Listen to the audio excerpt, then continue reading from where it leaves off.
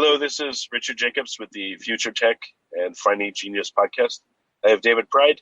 He's Associate Professor of Pathology and Medicine at UC San Diego, also Associate Director of Microbiology. And David, thank you for coming. How are you doing today? I'm doing well, thanks. It's a pleasure to be here. Yeah, it looks like you have tons of credentials, so instead of going through all of them, I'd like to ask you, what's your current research focus right now, and perhaps we can talk about that. So we've got two sort of separate focuses, which I think kind of blend together well. One is we're interested in the human virome, which is all of those viruses that sort of inhabit the human body, trying to figure out what they do, their role is in the human body. And it turns out a lot of those viruses are bacteriophages. So another big research goal that we have is really to understand how we can utilize bacteriophages to promote human health. So, the very few mention the virome at all, and bacteriophages are the viruses for bacteria, essentially, right? Exactly. So that's one thing that a lot of people don't know when we sort of mention the human virome, is that there are these trillions of viruses that inhabit the human body, but most of those viruses we don't believe are viruses that actually infect the human. They're actually viruses that infect the trillions of bacteria that inhabit the human body. That's crazy. This professor, Frank Ryan, he wrote a book called Virology. I'm sure you either read it or you correspond with him, but that's where I first learned about viruses and in a virome. I've also learned, supposedly 7 or 8% of our DNA came from viruses that endogenize their DNA into our DNA. Is that right? Yeah, it's interesting, because we got into our study of the human virome mainly because we wanted to be looking at viruses that infect humans. It just sort of turned out that many of the viruses we were looking at were actually viruses that infected bacteria. But I was really interested to start out in those viruses that infect humans, particularly viruses like retroviruses, which are viruses that will come in, infect the human, and insert their DNA into the genome of the human, and then in response to some signals, eventually sort of pop back out of the human virome. So they're sort of viruses that can live with us for long periods of time. And as you examine the human genome, you can actually see evidence of viruses that sort of have popped in to the human genome and just happen to still be there over the course of many years.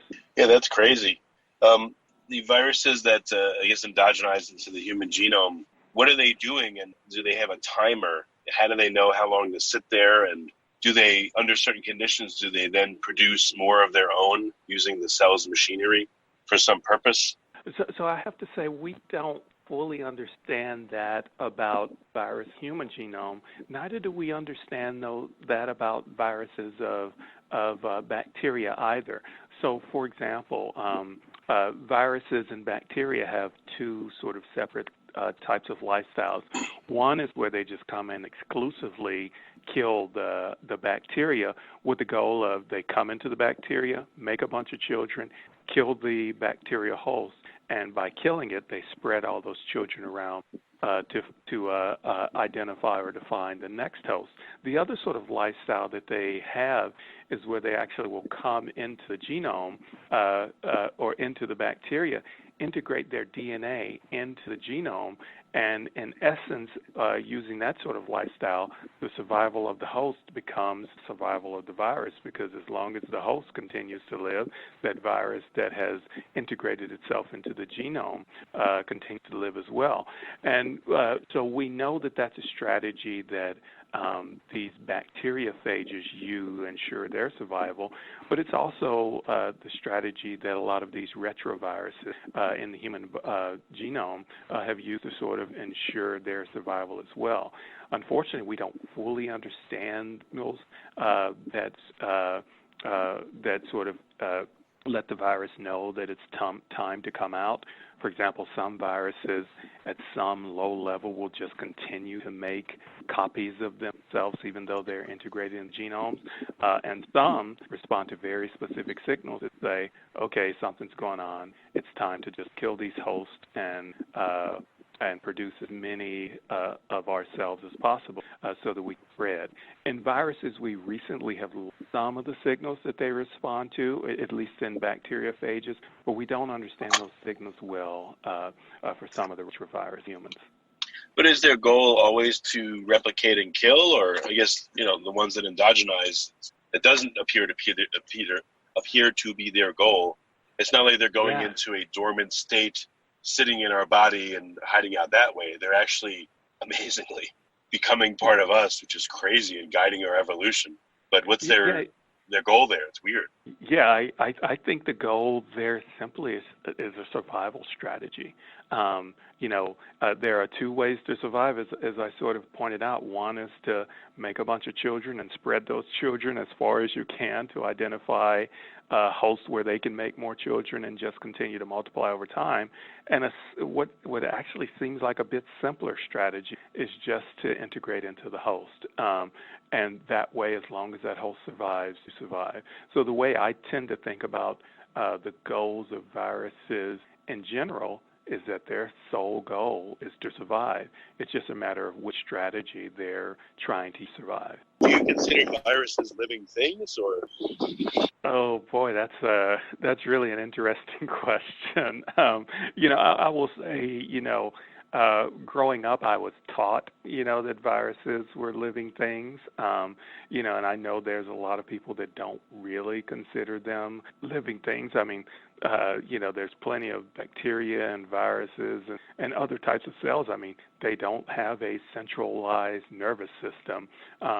And, what viruses really do is they, use a bunch of genes to take over a cell's machinery and replicate and make more of themselves. I think it's an open question whether you consider that life or not. I know a lot of people fall on one side or the other, but growing up, what I was taught was that viruses are a form of life, and I've sort of, kept that with me over the years. Well, the bacteria are pretty much unarguably alive. Why not viruses? I mean, I guess because they go through dormant states and they have even less cellular machinery that people don't consider them to be alive, but they appear to have discernment. They appear to have a will towards, making more of themselves, a survival, I don't know if they call it instinct, but, they appear to have all the hallmarks of life.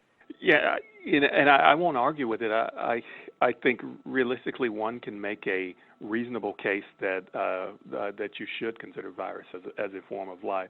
But I've also heard people argue the other side, and for me, it tends not to matter so much in that our real goals are to figure out how to manipulate them to promote human health.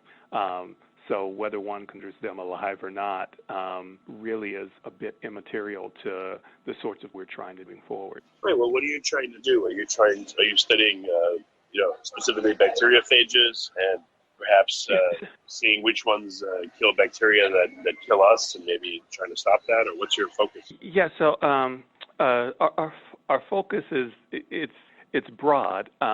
But one major focus is just understanding how we can utilize bacteriophages to manipulate human microbial. And the reason that that's really important is, there's been a lot of research over the past 15 years now into the human microbiome, where we know, all of these trillions of bacteria that inhabit the body, they serve a number of functions, whether that be protect us from pathogens, whether that be involved in certain physiologic processes. These things we know are really, really important to the development, maturation, et cetera, of humans. And there's a lot of research and effort going into figuring out how to manipulate these.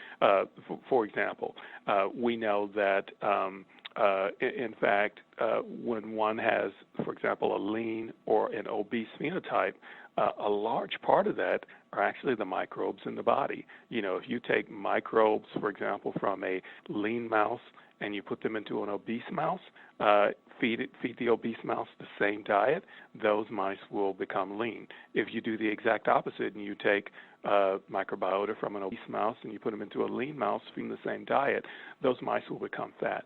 And that's sort of a sentinel experiment that sort of tells us that a lot of the phenotypes we see in here actually can be, at least in part, dictated by microbes. So once we figured that out, there became a huge effort to figure out how do we manipulate these communities so as to do things like promote lean phenotypes or to promote other sort of healthy phenotypes.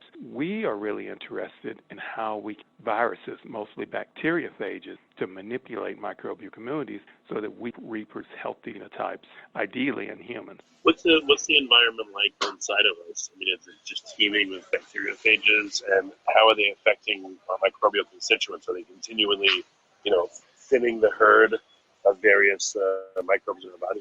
Yeah, so that's really interesting in that, probably one of the biggest things that we've learned about microbial communities that has been, I would say, one of the bigger surprises for me is that, we sort of have learned over the years that the bacteria that you have today are going to be very, very similar to the bacteria you have 5 years from now, or a year from now, or even 10 years from now. In other words, our microbes sort of grow with us.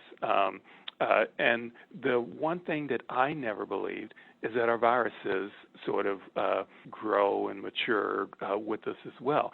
My assumption was always that viruses come in, they kill their host, and then they spread. But now that we know, after all of these years of just looking at the human virome, again, mostly talking about bacteriophages, are that the same viruses you have today will be very, very similar to the same viruses you have a year from now, et cetera. So that these viruses and bacteria are both sort of part of a stable and healthy human microbiome.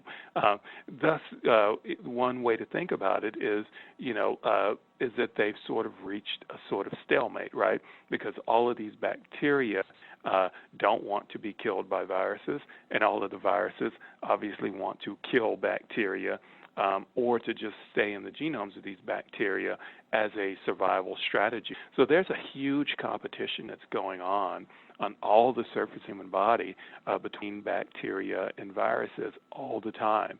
And we don't have a sense as to sort of how that plays out, but we know that the competition must be fierce and that it's going on all the time between bacteria and viruses in our body. Well, a few thoughts here. I'm wondering, again, how do viruses change the metabolome of, the microbiome? Are they stressing the bacteria or causing them in some way to alter what they would normally produce as metabolites? Are they, when they're there, how are they changing the competition of the various microbial constituents? Are they, Yes. I just wonder how the dynamic goes. Yeah, so there's several things that they can do. One is when we think about a competition between bacteria and viruses, let's take the say the virus that only can live by killing their host. What tends to happen is that, the bacteria comes in, identifies its host, kills its host, spreads its children, but then before the host is completely wiped out or eliminated, that host develops mutation, so it resists the virus. But that virus, because in the process of making a bunch of children, it's a low fidelity process where that virus ends up with a lot of mutants, for example. Some of those mutants are able to identify and kill the mutated host, so that what you get is sort of a back and forth that goes from generation, where a virus mutates to overcome resistance, the host mutates to resist, and it just keeps going back and forth over generations. And if you look sort of at the bacteria, what you'll see is that its levels are going up and they're going down over time, up and down, as they compete with their sort of viral predators. So that as the level of the bacteria goes down, then there's going to be less of that bacteria to make more metabolites, and there's going to be more of other bacteria that can grow up and make metabolites, so that you can sort of start to envision how over time, with the virus killing its host, the host starting to recover, et cetera, that you might see sort of an ebb and flow of different metabolites taking place. Making this, I guess, a little bit more complicated. Oh, sorry, go ahead. It's not just kill or no kill. It's also the virus. I think the bacteriophages endogenize into the bacteria, alter its machinery, and maybe they lead to the creation of metabolites that weren't created before, or they stop the production of certain metabolites. I mean, they're there to use the bacteria's machinery for their own purposes. So I would think that would be very disruptive to the to the normal functioning of them. That is also something that can take place. The one thing we didn't mention is that when one of these bacteriophages integrates into the host, those bacteriophages can still be, I guess, transcribed, or their proteins or their DNA can still make proteins, et cetera. And as we mentioned, under those circumstances, as long as the host survives, then the virus also survives. So one strategy that viruses have sort of picked up over time is by bringing things along with them as they infect the host that are actually beneficial to survival of the host, because, as we said, that under those circumstances, the virus wants the host to survive. So why not, for example, pick up metabolites or things, for example, that are involved in fighting the system that allow that virus, that allow that host of the virus to be able to survive over time. So that is almost certainly an element of it.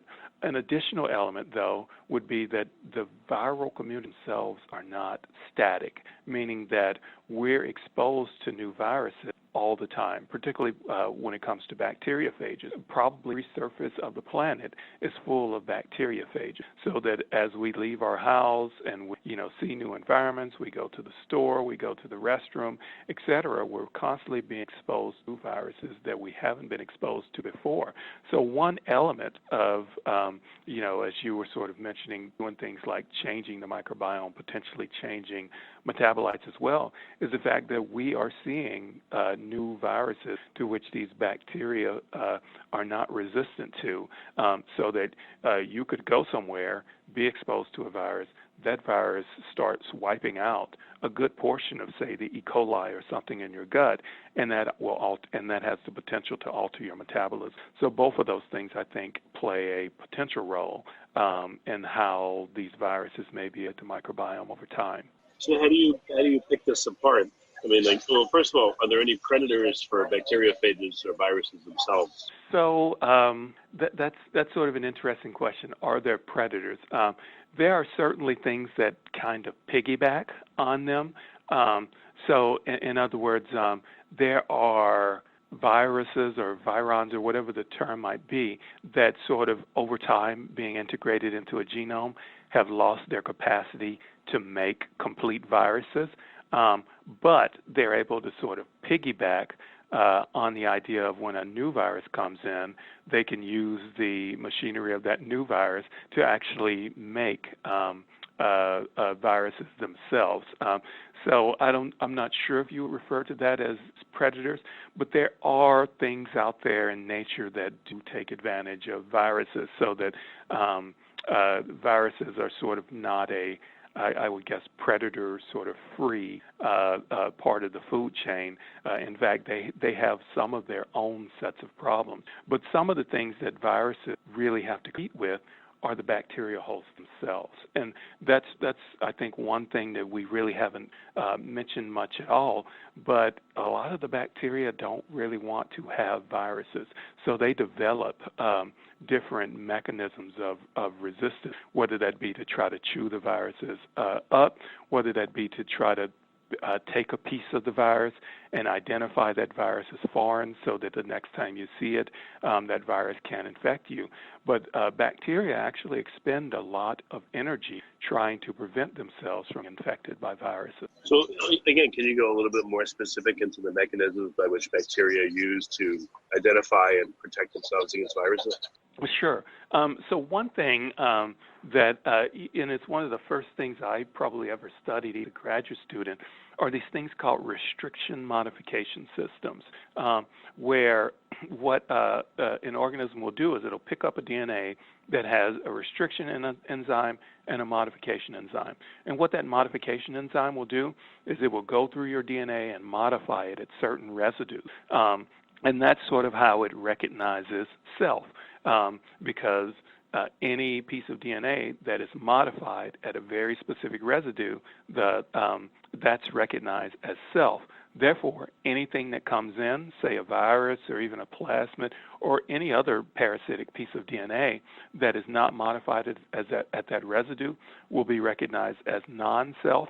And the restriction part of the restriction modification system will chew it up. So that's something that bacteria have used for ages to basically identify foreign DNA and to chew them up, just picking up restriction modification systems. Another thing that they use are these things called CRISPR-Cas systems. And CRISPR-Cas systems are sort of like an adaptive immune system for bacteria. So when they see a bacteriophage, they actually can look at that bacteriophage's DNA, take a small little snippet of it, and then put that piece of DNA in its genome. And then in the future, when that bacteria sees that exact same or highly similar piece of DNA, it will recognize it as foreign, and then it will chew it up. So it works similar to the way a restriction modification system works, but CRISPR-Cas systems, I guess, were recognized a little bit over, I think, 10 years or so ago now, but we know that they are sort of widespread in the bacterial world to help prevent bacteria from being infected by bacteriophages. That's amazing. So that's crazy. So how do you pick this apart, this crazy environment, this soup of bacteria, fungi, yeast, viruses, et cetera? How do you figure out what's going on, and what do you... There's a couple of ways to pick it apart. One of the ways that science typically has tried to pick apart really complex systems like this is to just dumb it down. So in other words, if I've got a community that's got 500 bacteria and 1,000 viruses in there, I'll just create a model system. And in that model system, it'll have 10 bacteria and 5 viruses, because that we can handle and we can understand and we can track each of them. We can't do it with 500 and 1,000. We can do it with 10 and 5. So that's a large part of what science has done over time to try to understand what's going on in complex systems, is just try to dumb down the model. One of the things that we're doing is trying to look at these without dumbing down the model. So if the system's got 500 bacteria, let's take 500 bacteria. If the system has 1,000 phages, let's take 1,000 phages and let's see what happens when it's together. And what we've been doing is doing what we sort of call transfer experiments, where we have these sort of incredibly complex systems where you can take someone's microbiome, you can actually grow most all of the bacteria in that microbiome in a test tube, and then what we do transfers. So I will take the viruses from, say, one person's test tube and put them into another person's test tube and just sort of ask the question, what happens when, person X's viruses meets person Y's bacteria? So that's one of the ways we're trying to approach this complex problem by not dumbing down the system. And then once we figure out what person X's viruses do to person Y's bacteria, then we'll start to focus in on individual bacteria to say, okay, this bacteria Z, what's going on with it? Is there a virus that's also infecting bacteria Z? So that's sort of the approach that we're taking. It's an approach where we don't have full results yet, but we're really encouraged by some of them in the system. What about host-mediated interactions? In a person, let's say, the person's immune system and then the Yeah. person's own cells, there's interactions, I'm sure, between the bacteria and the person's cells, and perhaps directly, in some cases, viruses in the person's cells and bacterian viruses. Yeah. I mean, what if the host plays a tremendous role in orchestrating or guiding the whole system? Well, that's much more difficult to model, I'd have to say. At this point, we are happy to just look at the interactions between virus and bacteria, and then down the line look at what's going on in the host. But we've got ways in which we're hoping to address that. And some of the ways are by looking at, for example, animal model systems. So in other words, I can take bacteria X and and virus Y, have them compete with one another in a test tube, and we can sort of see what are the dynamics, who's the winner in that competition, et cetera. What happens if we take that and we put it in an animal? So we give the animal an infection with bacteria X, and then we put virus Y in there and see what the interactions are. Because in a test tube, bacteria X may win that battle hands down.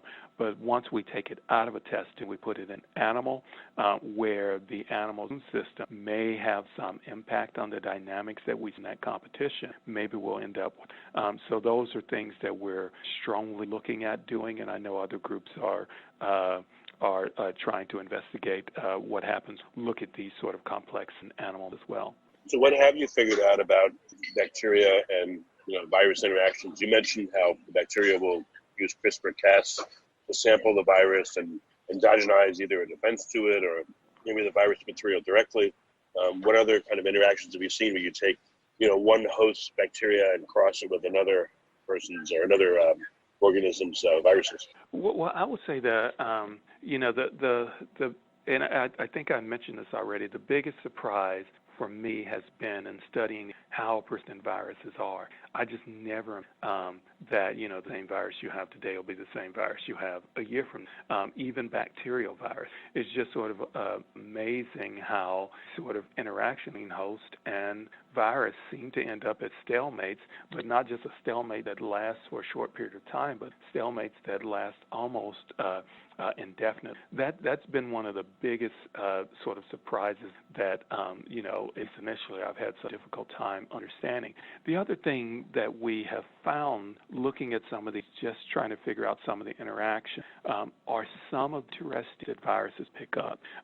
So viruses, we sort of refer to them as sort of being a bit loose. They'll, when they integrate into a genome, when they come out, what comes back out of the genome is usually not the exact same copy of that virus, but oftentimes it's that virus plus some other pieces of DNA that are part of that bacteria's genome. And in that process, by the virus, when it comes out of the genome, also taking part of the genome with it, is that when it spreads to the next bacteria, it can bring news to new viruses. So some of the things that we've seen some of these viruses carrying. So, for example, see viruses that are carrying involved in antibiotic resistance, right? Obviously, a virus doesn't need antibiotic resistance because the virus isn't susceptible to an antibiotic. But they bring those things along because they help to ensure their survival, because as long as the host survives when that antibiotic is present, then the virus also survives. And we've seen some of these viruses carrying genes that are involved in ways to evade the immune system, things like chopping up a part of the system, which is called complement, or chopping up immunoglobulins, which are made by B cells.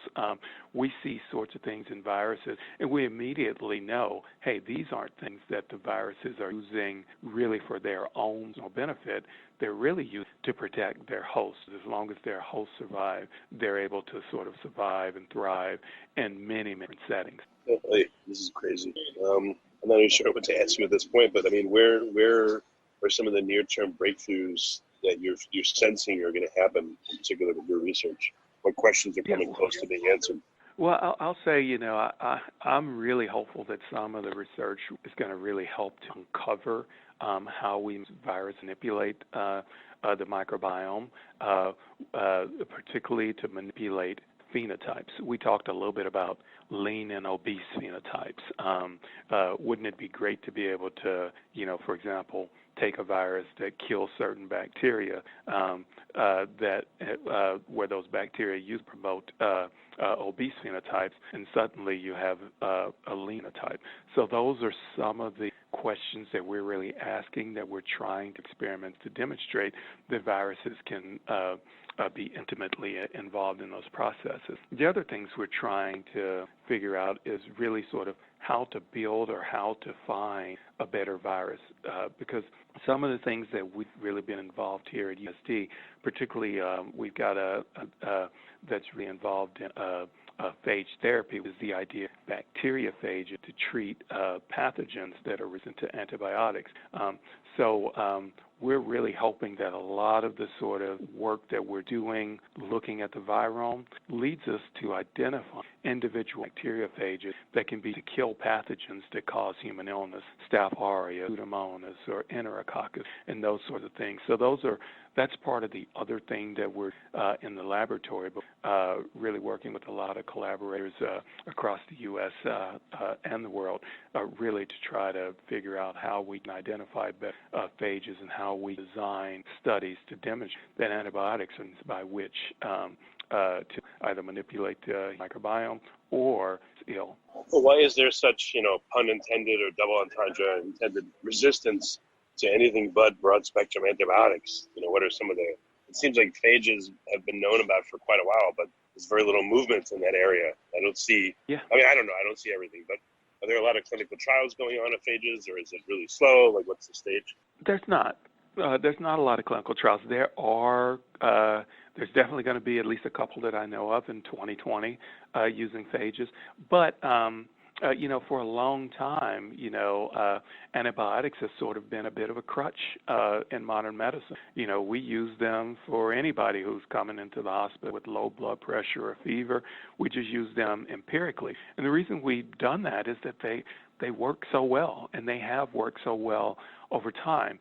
Unfortunately, bacteria are organisms that like to evolve. And the one thing that we figured out over the course of the last 30 years is that they evolve, but they can evolve very specific means. In other words, if you've got a hospital that uses antibiotic X, what do you see the bacteria in that hospital do? You see them evolve with antibiotic X. And if you take antibiotic X away, see that resistance starts to go away. So one of the problems that we've seen so much is just over antibiotics in medicine has caused, us to see emerging antibiotic X, antibiotic Y, antibiotic Z as well. And at some point, you reach a certain critical mass where you don't even need the antibiotic around anymore. These sort of means by which bacteria become resistant just start to move throughout the population, and you see that your prevalence of them go up over time.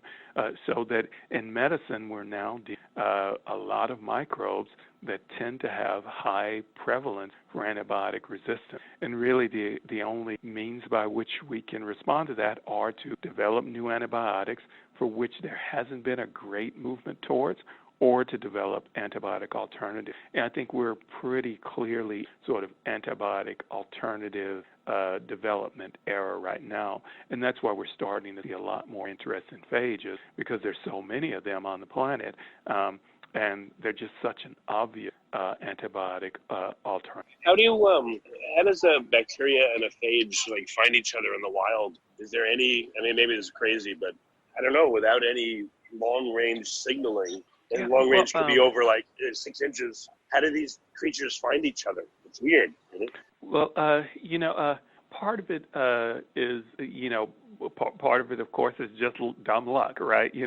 Two people, two needles in a haystack finding each other. But, one of the strategies of these bacteriophages is to produce a lot of themselves, right? So the more of yourself you produce, the more you can spread out in search of new hosts. So part of the strategy, particularly for a bacteriophage, is just to produce so many of themselves that they eventually find a host.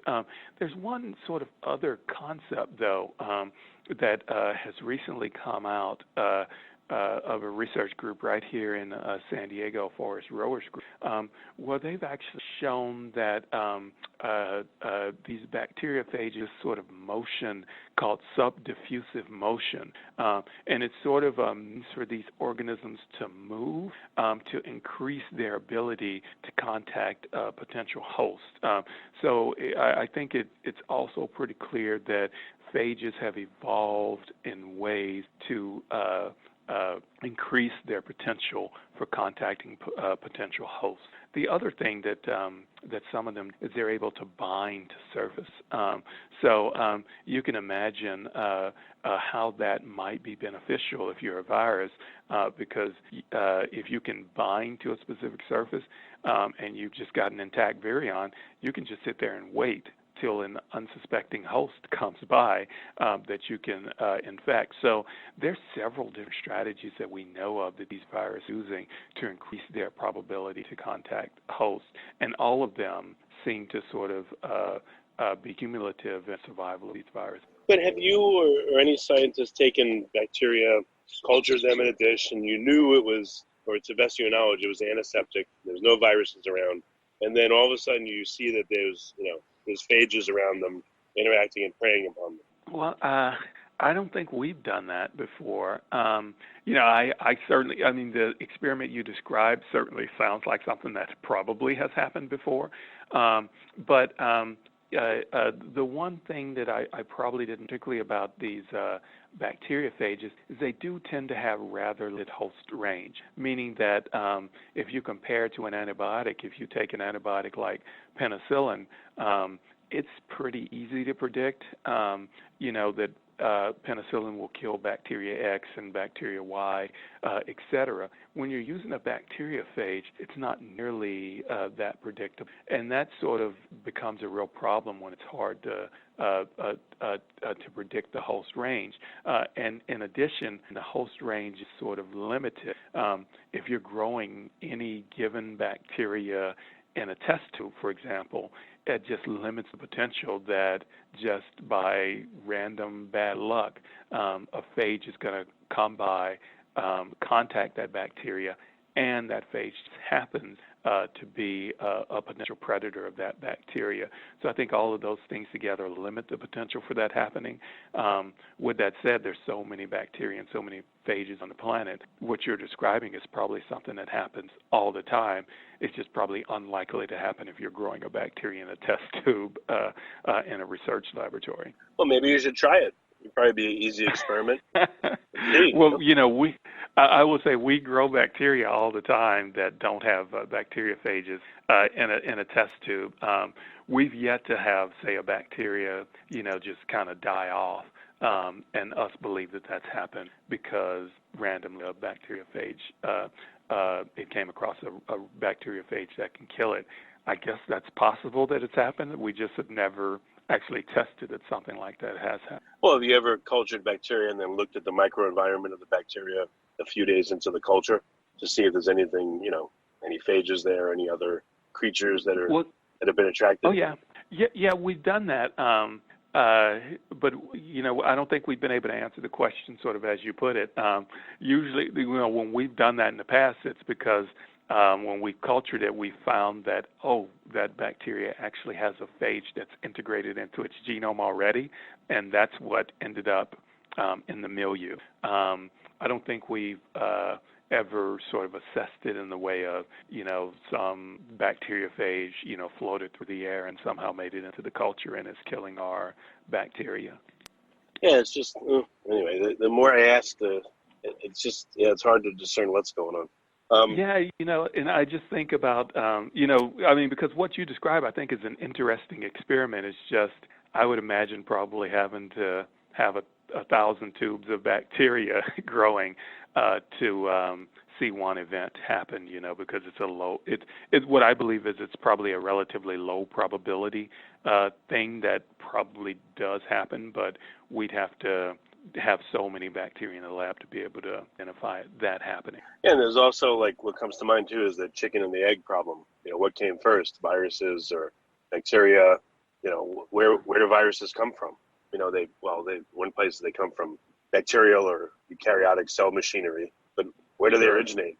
I know there's no answer. Yeah, that's such a difficult one to answer. I mean, it's easy for a microbiologist to envision, a virus maybe, emerging from a plasmid or something like that over time, but no one has the actual answer for how these things. And then for a moment, going back to the evaluation of antibiotics, you mentioned that, again, bacteria in a certain setting that are exposed to a certain antibiotic, they develop resistance, and then when that stimulus is taken away, the resistance may go away over time. Why not have bacteria that you expose deliberately to, let's say, a whole host of common antibiotics, or take a multidrug-resistant one, and then see what phages are tending to interact with it, and which ones are successful and which ones are not.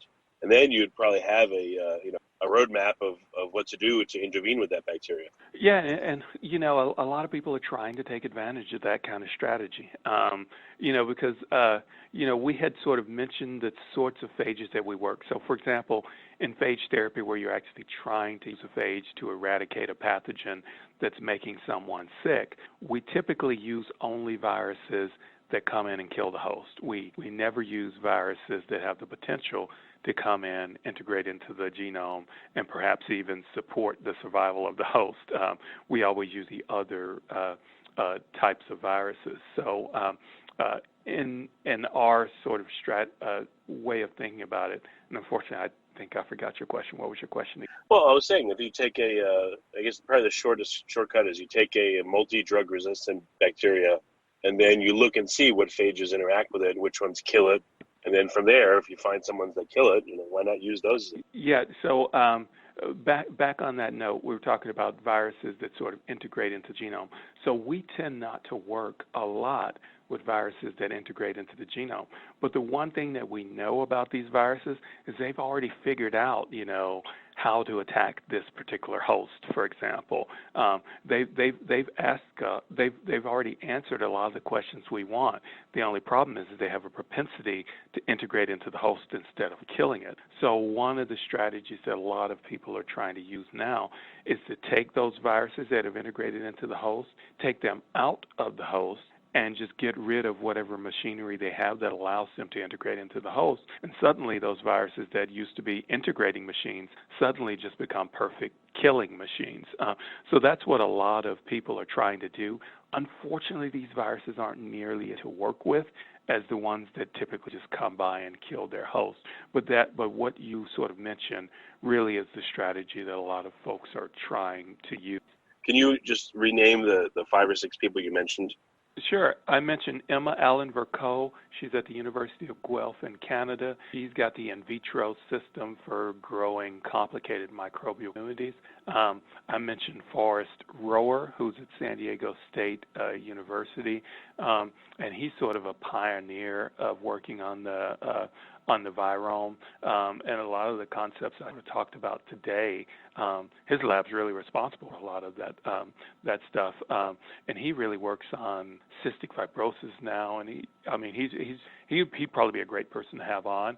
I had mentioned Chip Schooley. Actually, his name is Robert Schooley, and he's at UCSD working on phage therapy. Paul Turner, who's at Yale, who's also in phage therapy. Oh, I should mention Benjamin Chan, who's also at Yale working on phage therapy. He may be easier to get than Paul. Okay.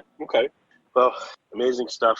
I appreciate your patient responses to my questions. Where can people go to to find out more about viruses and your lab and phages and et cetera? What's your recommendation? Well, I would say, particularly for a general audience interested in some sort of simple concepts in virology, or at human virome and bacteriophage therapy and antibiotic roots, which are all things I'm really interested in, is I wrote a couple of articles for a website called The Conversation. And I think that those articles really are very sort of simple, and I think they explain really a lot of the concepts that we sort of talked about now. And the best part is they point to a lot of different resources where folks should be able to go to get more information if they want to learn more about what folks are trying to do with the virus to promote human health. Okay. Well, very good. Well, I appreciate, again, your time, your questions, and everything you're working on. So, David, thank you for coming. Right. It was my pleasure. Thank you.